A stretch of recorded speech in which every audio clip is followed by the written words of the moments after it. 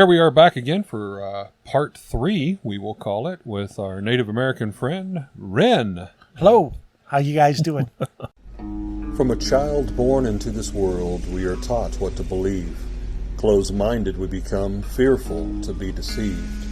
Still we desire to know what lies beyond that locked door. The art of the storyteller, conjuring tales of legend and lore. History hidden, lost knowledge, things forgotten and the unknown. These are the things that direct us and will set the tone. Welcome, friends, to another episode of Nightmares on the Lost Highway.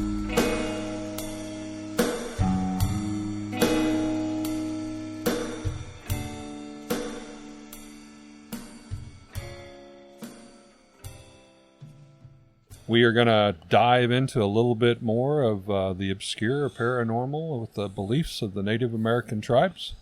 And without further ado. Now, one of the things we had briefly talked about is the Thunderbird.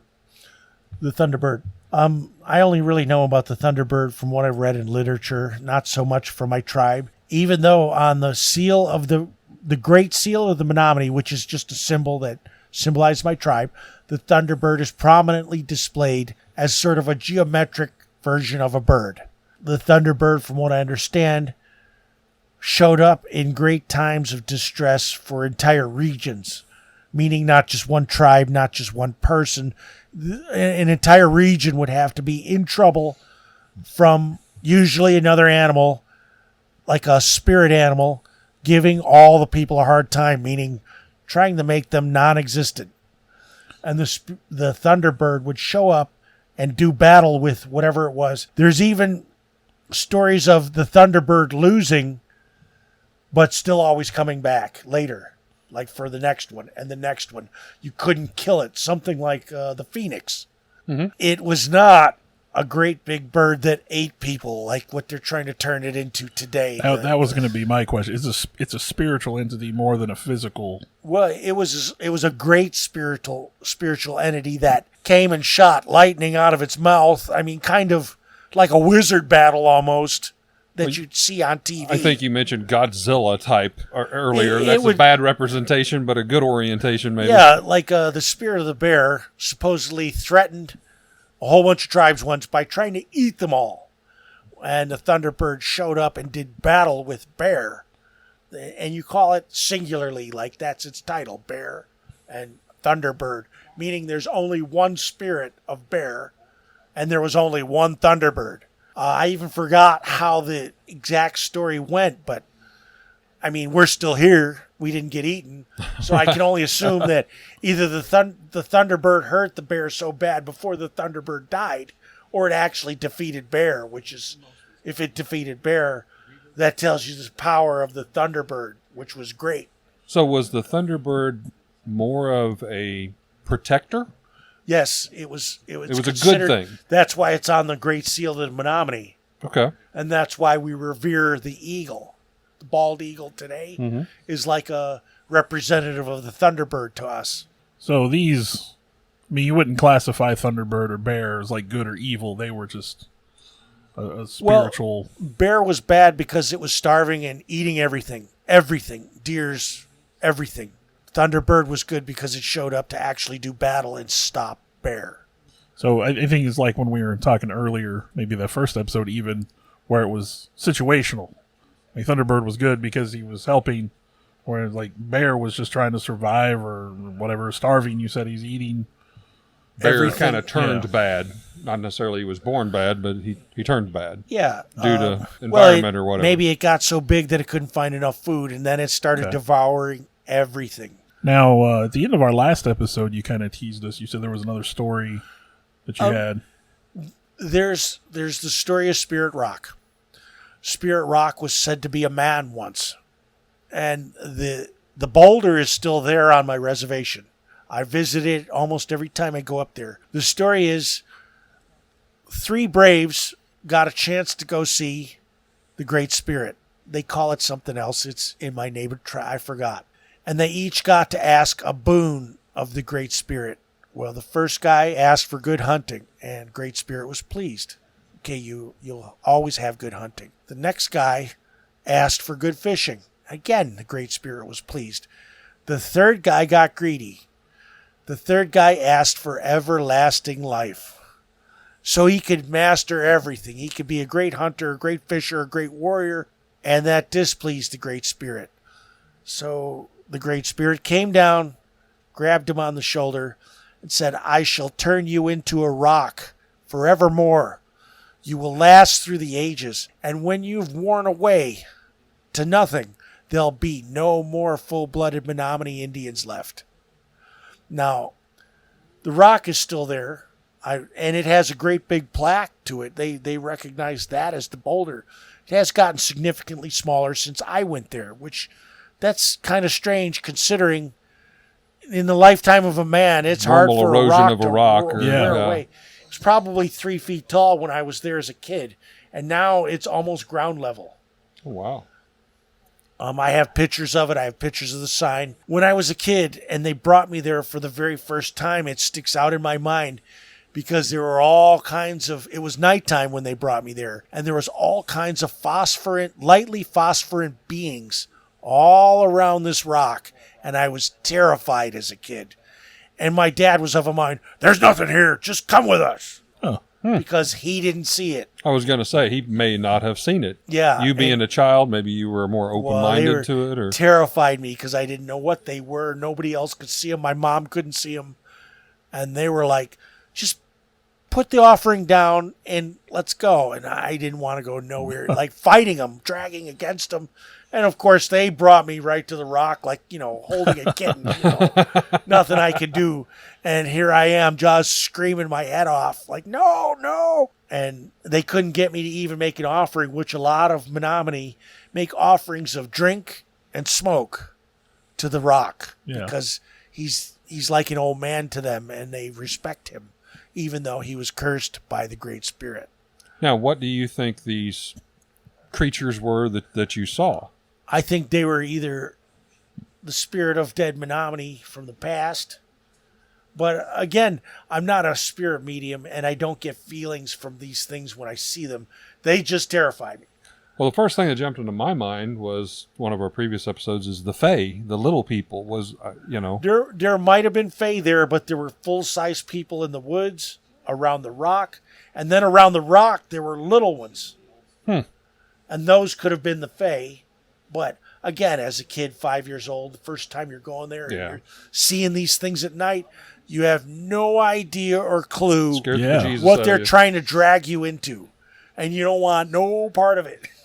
Now, I mentioned the Fae, but I know when I was talking to you, it's been months, maybe even a year ago, you had made a comment to me that you had made a offering to the little people, I believe was the terminology. Correct me if I'm wrong. Yes. And I guess I was just, I don't know, I was unaware that the natives believed in any type of what I would call the Fae or the little people. So that really, really intrigued me. Okay, from my understanding, there are legends of little people all over the world.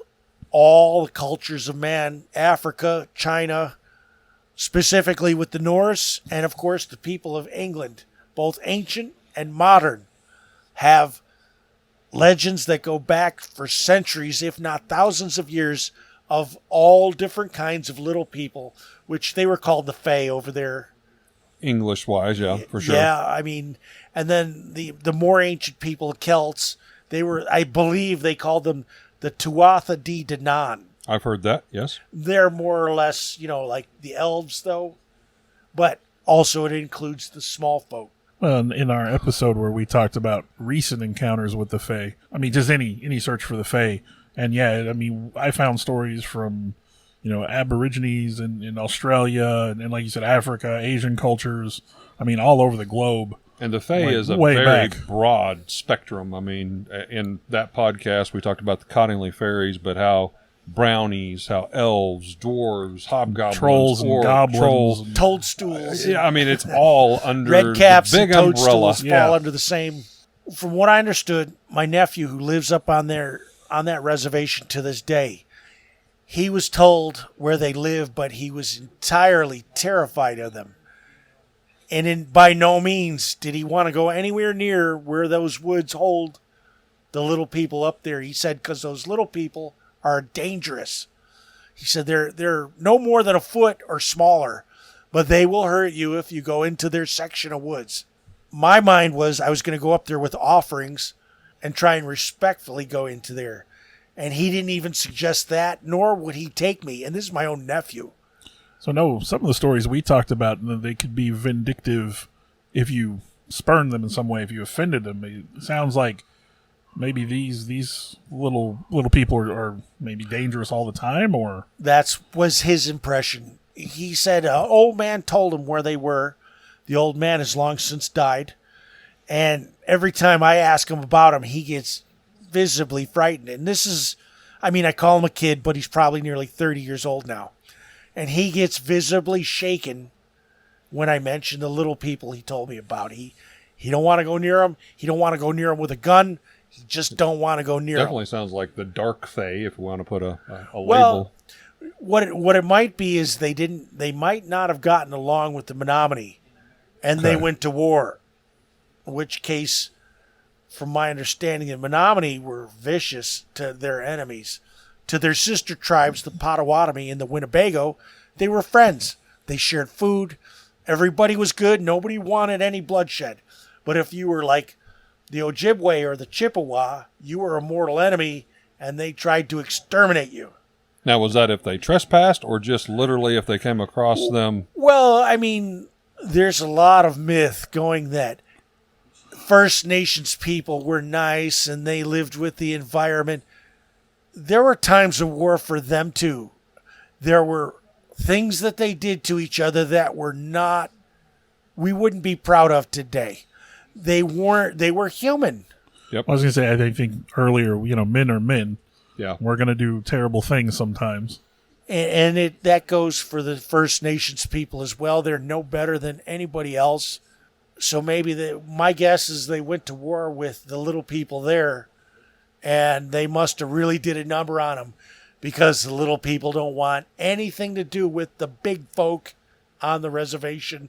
They will hurt you if you go there, is what I was told. I'm still going to attempt it. But I'm not going to. I'm not In a very respectful way. I'm not going to bring a rifle. I probably will bring a sidearm.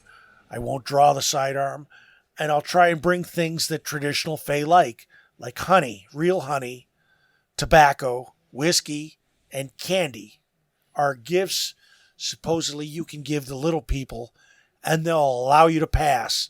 And the more gifts you give them, like if you give them candy, they won't hurt you. They'll let you go through. If you give them candy and tobacco, they'll kind of follow you along, and maybe they'll chase away anything bad that you might encounter. Like, don't bother him, just go away. And if you give them whiskey, tobacco and candy, if you're aware enough, they'll actually speak to you. Which you got to be aware as well. You might have to have that third eye open, or you won't be able to hear them or see them. Now, you said your nephew knew where this was, and I believe you said because this elder man had shown him or told him where it was. He told him exactly where it was, but he won't take me. Now, so obviously it's not a well-known place. Probably not many people would know where it was at. My guess is that anyone who believes in the old ways would probably know the general location, not the exact site. And they stay the hell away, because if he said that, all of them were told the same. The little people are not nice. You don't know what you're getting into if you go there. I was just wondering, the older man that's now passed away, if he had some possible connection or a tie, or was he just one of the elder people that knew old ways? I think he just knew some of the old stories. Okay. I don't know if he was a drinking man or not a drinking man. These days it could go 50-50 with them natives up there. Some of them don't touch drugs or drinking, and some of them love to spend their entire lives doing that. And I think that goes across all humankind. I myself am a recovering drug addict, so who am I to criticize? Right. Well, some of them, you are able to defeat it, and some, unfortunately, it defeats them. Well, some of them don't even see it as a problem. They're going to live their lives as they choose, and that's that, Another topic we had addressed in one of our earlier podcasts was giants, and I know I talked to you about it, and your tribe didn't really have a lot to do or beliefs with the giants. Well, I think we talked about that prior to recording, is that you your people tied giants more in with like the Bigfoot. Yes. One thing you will notice, where the little folk exist, the big folk don't. If ever you get a lot of stories of Fae or Fae type people, you don't get a lot of stories of Bigfoot or the giants. Huh. Kind of one or the other. Yeah. Like one chases out the other, or the little people. Like the little people consider us giants. Yeah. That's Sure. that's your general attitude is those are the big folk, and they're all the same. We don't want them here. Once in a while, you might get one who's kind of cool, but generally, they all suck. We don't serve your kind here. Now, you had mentioned with one of the tribes, I don't think it was your own, but the giant and the Bigfoot kind of cross. There were like 10 foot, 12 foot, 20 foot, and then hill giants was mentioned, I Mountain believe. giants. Mountain giants. Thank you for correcting. These are things that I did in research only. I've never encountered anything similar to any of these things. But if I could mention someone who does their own podcast, a guy named David Paulides. His first, he was a homicide detective on the West Coast, and when he retired, he got into Bigfoot research. Okay. And he only approaches it from a scientific viewpoint, meaning if it can't be involved in science, then legends are okay to listen to, but they're not testimony. They're not evidence. Yeah. So he went around and he collected fecal matter and hair and blood samples from specific sites where they said that this was Bigfoot. And when he tried to get science offices to look into it, to analyze it, he told them what it was, and they said, no way, we're not touching none of that. Don't even want to be associated with it. So Yeah. what he did was he took a different tract. He took it to another office lab or whatever, and he didn't tell them what it was. He just said, could you analyze this for me? Well, do you have the money? Yes, here's the money. They analyzed it. And the results they got back, and this is documentable, was it was unspecified human DNA. Human. Not human and animal, not, and it was, what I mean by unspecified, meaning it wasn't Mongolian, it wasn't white man, it wasn't native. Nothing in their little library. There's nothing to correlate what type of human this was, but it's human. Well, there are a lot of Bigfoot lore that says that it's an ancestor or maybe an offshoot. Offshoot, yep. So, Yep. Well, what it is it discounted apes. Apes are not human specifically. Their DNA comes up different. Even chimps. The closest one to us are chimps. And even their DNA and their chromosomes have a difference in them from ours. So this is more closely related than that. They said human. No doubt. And then they said it was contaminated. When he told them, well, that was Bigfoot DNA. It's contaminated. Was their next thing out of their mouth. Again, we can't explain it. well, that's sort of the problem with this in general, is that serious researchers are almost embarrassed to be associated with it. Right. But serious research is what you need if you're going to prove any of this. Well, him being a homicide detective approached it only with a scientific viewpoint on this. He collected evidence the same way he'd collect evidence on a crime scene, like with tweezers and gloves. Yeah. And More accurately and better than any of us would. Oh, yeah.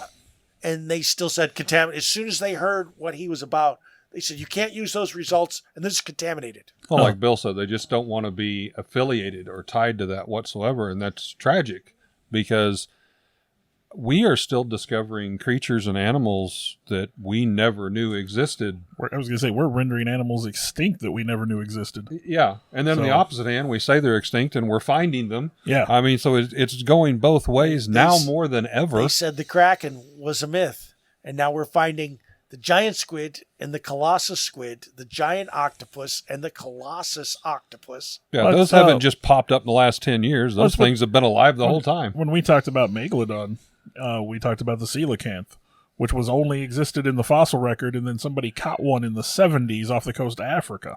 Yeah. I may be saying it wrong, but it's Carcharodon megalodon, and that's the biggest shark ever, which keeps me well out of the oceans.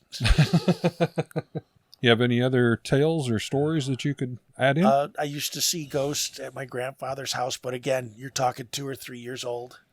He was the first house in a little town called Duran. The very lot number 1, when it was all farmland, he had this. Well, somebody else had the house. He later bought it. But by the time he bought it, there was a little town called Durand around this house. The house had to be, well, it's still standing. It's got to be 150, 160 years old. And when they used to try and put me to bed upstairs by myself, I used to scream and holler because dead things used to peek at me over the crib. Ooh. Like rotting-faced dead things. Ooh. And I never gave my parents a hard time going to bed in Chicago where I lived. Okay, it's bedtime. Time to go. You go to bed. But there, unless you were staying with me, I'm not going to I don't care if you beat my ass. Hit me with a belt. But I'm not going in there. Did they ever try to do anything, touch you, or did they just appear and scare you? Well, it just scared the hell out of me because, I knew what rotting people looked like at the age of 2. Yeah, things a 2-year-old should not know. That's not normal. No. You used to see faces in the reflections of the mirrors there. Like if you hit it from a different angle and it was showing part of the room over there, there'd be dead people standing there looking in the mirror. So that goes back to the mirror thing. Yeah. My mother says when she was a child at that specific house that the rocking chairs used to rock by themselves. And then when my grandfather seen it, he was like, who left a window open? There's no doors or windows open. Who was rocking in that rocking chair? Dad, I don't know. It just started by itself. Well, when you see it rocking next time, you grab it and stop it. Now, see, that's kind of weird. My grandma had this thing when we were kids that you couldn't rock a rocking chair if somebody wasn't in it. It was like a bad luck thing. And maybe there's another reason why my grandma would say that. But yeah, like in my grandma's house, you couldn't have a rocking chair rocking with nobody in it. And it's very simple. Like if that happened, you had to stop it. Well, don't playfully go by and bump this it. was Just my have it mother rock. saying that thing used to rock by itself. Nobody bumped it. And that was his attitude. Was he was an old farmer type. I think he left home at 13, real young, and took care of himself across the country.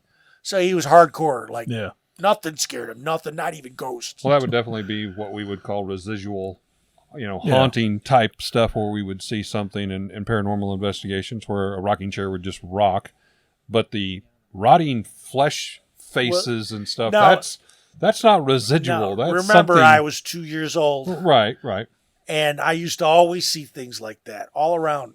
And over the years, I think as a defense mechanism, my mind tended to start to block these visions out. I think that's very normal. The alternative is I have a problem with my mind and that I see things. Now, I don't do it anymore, but I used to when I was a kid. And it lasted right into my teen years. I never had that, but I will share my own little story. When I was young, I'll say definitely preteen, I'll say around 10 years old and younger, many times at night, I would feel myself leave my body, and I would go to other places.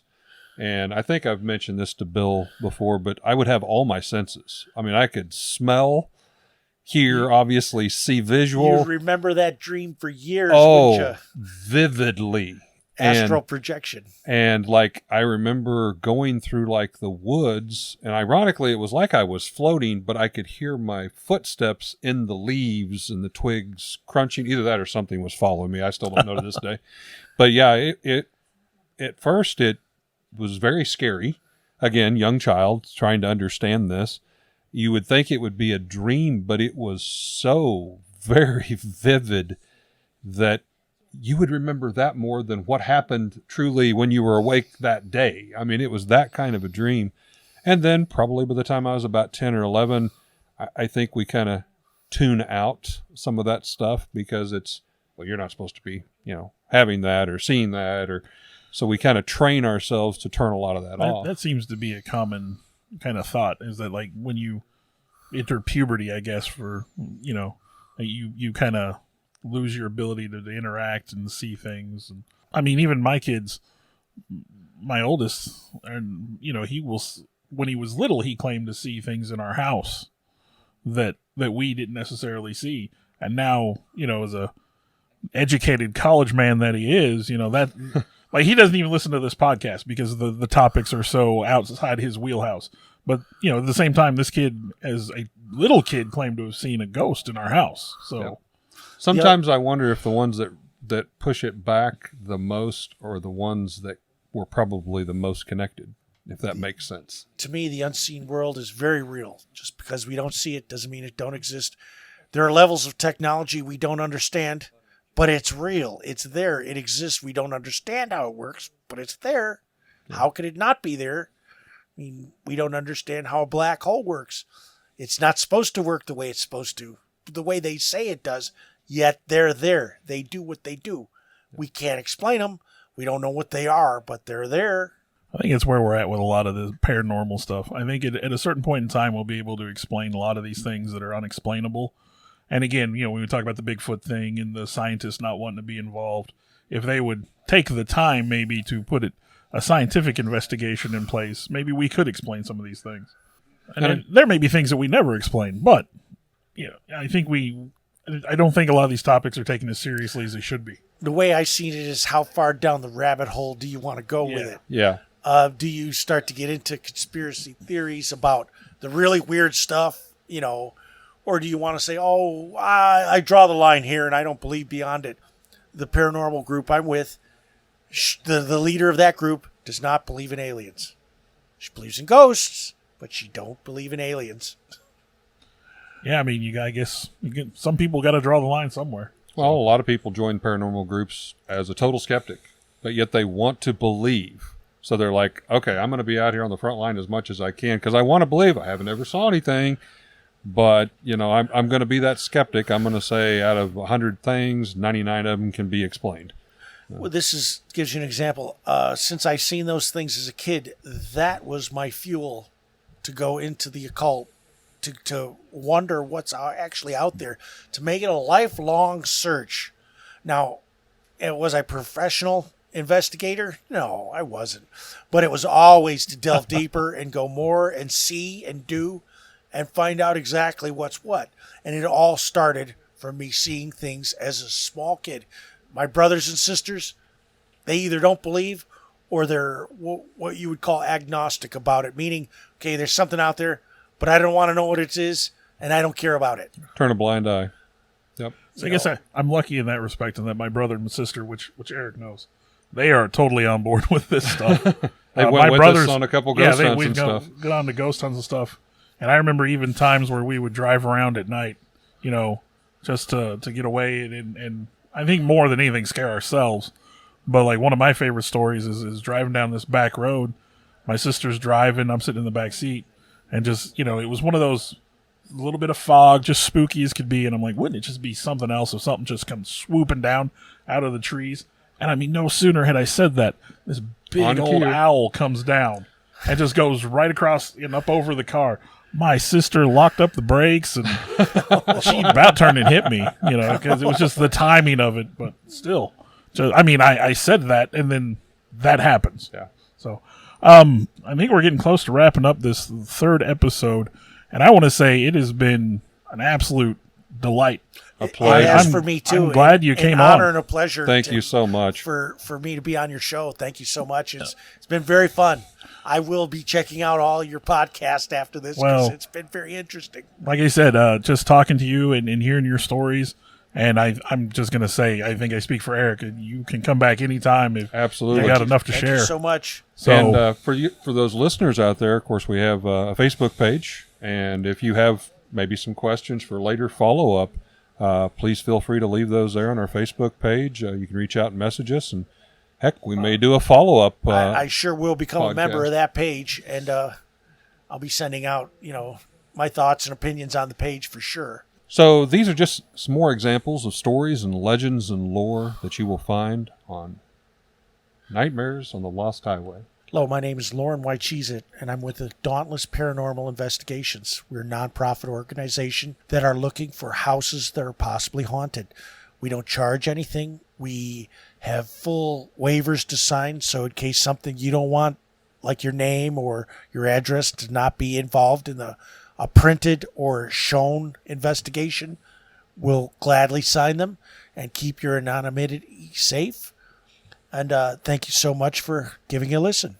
Hey, this is Eric, and I just wanted to give a little reach out and a plug to our first paying sponsor for Nightmares on the Lost Highway. That's our little family toy and gaming shop here in Lebanon, Missouri called Raven's Loft. If you happen to be in the central Missouri area, please check us out. We have 2 locations. First one is at 223 West Commercial, downtown Lebanon. We've also branched out to a second location out at the Heartland Antique Mall, also here in Lebanon.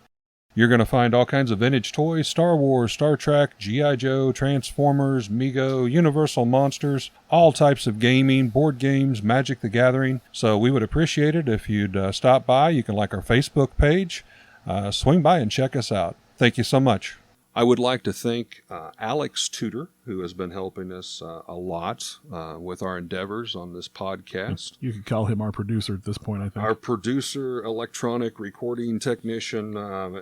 He's the one that's setting up all the mics and the hardware in the background. And then Bill Weirs is going through, taking his time to try to clean and edit this up and give us the best possible version that we can present to you folks. I want to thank everybody involved with that.